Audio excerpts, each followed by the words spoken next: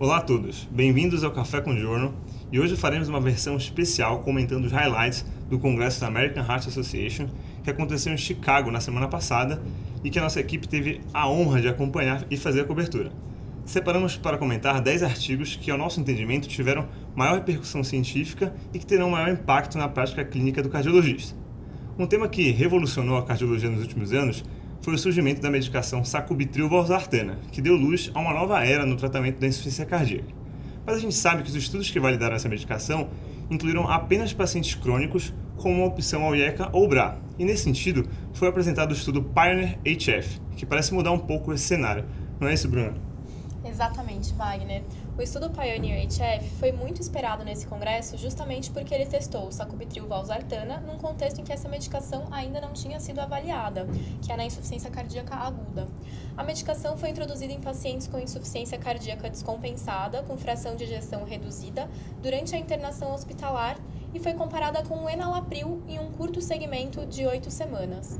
Lembrando que o desfecho primário avaliado foi a redução do NT-proBNP, mas os resultados animadores foram encontrados nos desfechos secundários, em que no desfecho composto de morte, rehospitalização por IC, implante de dispositivos de assistência ventricular e inclusão em fila de transplante, houve uma redução de 46% em favor do sacubitril/valsartana. De fato, é uma medicação que vem ganhando cada vez mais espaço e quem sabe os estudos que estão por vir ainda possam dar uma luz também nos pacientes com IC com fração de ejeção preservada. Vamos ver. Ainda sobre o tópico de IC, uma dúvida recorrente entre os cardiologistas é se para aqueles pacientes que tiveram uma melhora do quadro clínico e do remodelamento ventricular depois da introdução das medicações, será que é possível suspender essas medicações no segmento? Sobre esse tema também saiu um estudo bem interessante, não foi, Moura? Exatamente, Wagner. Foi o estudo TREAD-HF, que incluiu pacientes com diagnóstico prévio de cardiomiopatia dilatada, com fração de ejeção menor de 40% avaliada pela ressonância, e que tiveram melhora após o tratamento medicamentoso para uma fração acima de 50%, o volume diastólico final normal, o NT-proBNP reduzido e classe funcional 1. Os medicamentos como os antagonistas de mineralocorticoides, beta-bloqueadores, IECA e BRA eram suspensos paulatinamente. O endpoint primário era uma nova piora da cardiopatia dilatada, que foi caracterizada pela nova redução da fração de ejeção, nova dilatação, aumento do NT-proBNP ou sintomas de C. Dos pacientes que tiveram as medicações suspensas, cerca de 40% tiveram nova piora da cardiopatia, contra nenhuma piora nos pacientes que mantiveram o tratamento. A piora foi assintomática em todos os pacientes e 85% deles ainda permaneciam com fração de ejeção maior de 50%. Esses dados de estudo reforçam que nesse perfil de pacientes que tiveram remodelamento e melhora da classe funcional, as medicações devem sim ser mantidas. É um estudo de suma importância porque demonstra que a melhora da cardiopatia muitas das vezes é apenas uma remissão e não a cura da doença. Mas falando em desmedicalização, a gente sabe que a cada dia surgem novos estudos mostrando novos medicamentos com potencial benefício cardiovascular. Mas na prática clínica do dia a dia, ainda foge bastante dos grandes trials, não é isso, Akira? Com certeza, Wagner. Sabemos que a despeito dos benefícios mais do que comprovados do uso de estatina, IECA, antiagregantes plaquetários, as nossas taxas de adesão medicamentosa no dia a dia ainda são um grande desafio. Pensando nisso, foi apresentado no Congresso um resultado do estudo multicêntrico brasileiro, o BRIDGE-CVEC, que criou um protocolo multifacetado para avaliar e estimular a adesão medicamentosa dos pacientes de alto risco cardiovascular às terapias já consagradas. O estudo mostrou melhora significativa na adesão dos pacientes, principalmente quanto à cessação do tabagismo. Ainda nessa mesma linha de implementação de medidas para aumentar a adesão medicamentosa, houve um outro estudo semelhante, só que em paciente neurológico, não foi? Exatamente, Wagner. Trata-se do trial BRIDGE-Stroke, que incluiu pacientes com AVCI ou AVCI transitório, divididos em 2 grupos. O grupo controle, que seguiu a rotina terapêutica de cada serviço, e o grupo intervenção, que era orientado a aplicar algumas medidas como o uso de pulseira de identificação, fluxograma de tratamento, materiais educativos, participação multiprofissional, entre outros. O desfecho primário era avaliar se essas orientações trariam maior aderência às 10 condutas terapêuticas que eram baseadas em evidências. Algumas delas, trombólise precoce, screening para disfagia, reabilitação, uso de estatinas e até cessação de tabagismo. No final do estudo, os pacientes do grupo intervenção tiveram maior aderência às medidas baseadas em evidências. Porém, não houve diferença estatisticamente significativa entre os grupos. Já para o grupo intervenção, houve significativamente mais cessação de tabagismo e maior uso de trombolíticos. Apesar disso, consequentemente, mais transformação hemorrágica.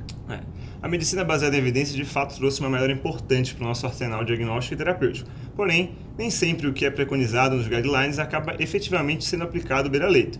Mas nesses 2 estudos nacionais, chama atenção para formas objetivas e mensuráveis que a gente pode fazer para melhorar nossa prática clínica. Agora, um estudo bastante esperado desse congresso foi o DECLARE Time 58. Isso porque, dentre os inibidores de SGLT2, que já tínhamos estudos publicados avaliando a empagliflozina com EMPA-REG e a canagliflozina com CANVAS, ambos demonstraram redução de desfecho cardiovascular, a que se atribui um provável efeito de classe. Mas faltava um ensaio clínico randomizado com a dapagliflozina, não foi isso, Bruna? Exatamente. O DECLARE incluiu pacientes diabéticos com risco cardiovascular elevado, fosse por doença aterosclerótica ou por fatores de risco. Dentre os desfechos primários de eficácia, não houve redução de MACE com o uso da dapagliflozina, mas houve redução do composto morte cardiovascular ou hospitalização por insuficiência cardíaca à custa da redução de hospitalizações, sem diferença em mortalidade cardiovascular ou mortalidade geral. Houve melhores desfechos renais no grupo da dapagliflozina, apesar de maiores taxas de infecções genitais e cetoacidose diabética.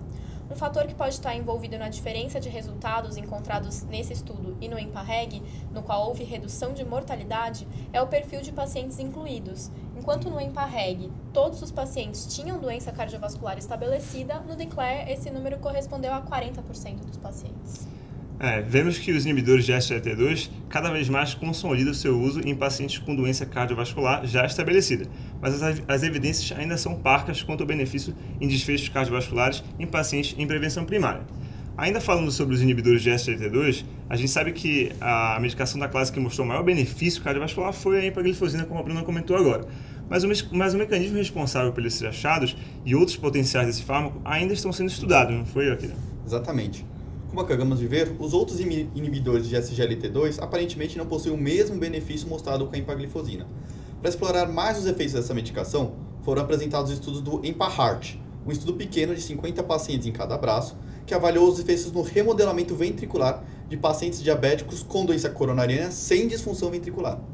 Foi mostrado que a empagliflozina conseguiu reduzir a massa ventricular do ventrículo esquerdo, revelando um potencial efeito no remodelamento ventricular nessa população de alto risco, além de reduzir a pressão arterial e elevar o hematócrito. Esse estudo abre mais uma possível explicação para os benefícios observados no EMPA-REG, dando a cada vez mais um peso a mais para esse fármaco em pacientes com cardiopatias. Outro estudo apresentado no congresso que levantou um tópico polêmico é o estudo VITAL, colocando novamente a vitamina D em pauta, não foi isso, Moura? Exatamente, Wagner. A questão da vitamina D é que temos estudos que demonstram que pacientes com vitamina D baixa têm maior risco cardiovascular. Mas aí vem a dúvida. Então, será que repor a vitamina D reduziria realmente esse risco? E nesse sentido foi apresentado o estudo VITAL, que foi um estudo com um desenho bem feito, com mais de 25 mil pacientes, com duração de 5 anos, mas que em linhas gerais não demonstrou o benefício cardiovascular da administração da vitamina D. Nem em pacientes com baixos níveis da vitamina D, que correspondiam a 45% da amostra, e muito menos nos que tinham valores séricos normais. Então, temos de evidência da vitamina D até o momento é que sabemos que pacientes com valores reduzidos apresentam maior risco cardiovascular, mas a reposição não reduz esses riscos. Uma outra medicação polêmica que deu o que falar nesse congresso com o estudo REDUCE-IT foi um derivado purificado do ômega 3, que dessa vez trouxe resultados promissores, certo, Akira? Com certeza. Foram apresentados os resultados do estudo REDUCE-IT, que testou a forma purificada de ômega 3, o ácido etil icosapente, em um ensaio clínico randomizado com 4 mil pacientes no grupo tratamento e 4 mil no grupo controle, seguidos por quase 5 anos. Os pacientes que tomaram a medicação apresentaram a queda de 18% dos níveis de triglicérides, até aí nenhuma novidade. O que chamou a atenção para essa medicação foi que, apesar da redução moderada dos triglicérides, os pacientes obtiveram redução de 25% nas taxas de eventos cardiovasculares, combinados, com NNT de 21. Outros estudos menores sugerem efeitos adicionais do fármaco, com a redução da inflamação, estabilização das placas ateroscleróticas, bem semelhantes aos ensaios com estatinas, Wagner. Essa foi a primeira medicação que não age primariamente no LDL e mostrou benefício cardiovascular, abrindo uma nova fronteira para reduzir o risco residual dos nossos pacientes. Uma outra frente de estudo que vem sendo ampliada e pesquisada é a interface entre inflamação e a doença aterosclerótica.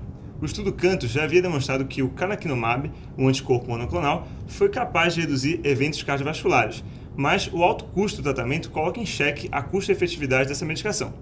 E pensando em uma medicação anti-inflamatória mais acessível, foi publicado um estudo interessante, não foi, Mozart? É isso mesmo, Wagner. Pensando em atuar em diferentes vias inflamatórias e com uma medicação de mais baixo custo, foi idealizado o CIRT, para avaliar se o metotrexato, um agente que é utilizado classicamente para doenças autoimunes e câncer, teria benefício em pacientes com doença aterosclerótica estável, representados por história de infarto ou doença arterial coronariana e que também tinham diabetes tipo 2 ou síndrome metabólica.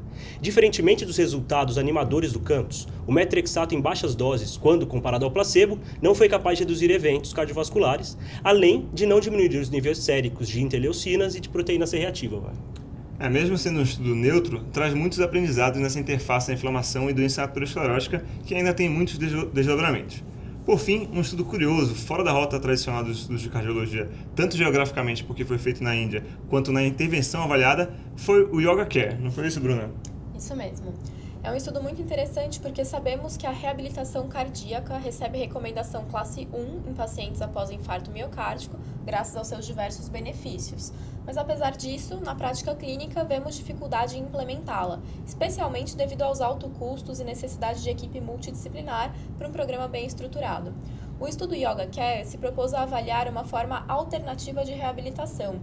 Foi um estudo realizado na Índia, que visou adaptar a reabilitação cardíaca aos custos e cultura local, dados os benefícios conhecidos do yoga na redução de estresse, trabalho físico através da postura e mudanças no estilo de vida. Após randomização, foram comparados os pacientes que realizaram o programa de yoga focado em reabilitação cardíaca com pacientes em tratamento padrão. Não houve diferença quanto à mortalidade, infarto, AVC ou admissão em serviços de emergência, porém houve melhora na percepção da qualidade de vida e no retorno dos pacientes às atividades cotidianas. Considerando uma maior simplicidade na execução do programa e redução de custos, a prática do yoga como uma forma de reabilitação cardíaca pode ser uma alternativa a ser adaptada às condições locais e é um tema que merece mais estudos. Bom, esse foi o nosso Café com Johnny especial, comentando os highlights do que aconteceu no Congresso da American Heart Association. Não deixem de conferir as diretrizes de atividade física e dislipidemia publicadas no Congresso. Na descrição do vídeo, seguem os links dessas diretrizes e dos estudos comentados.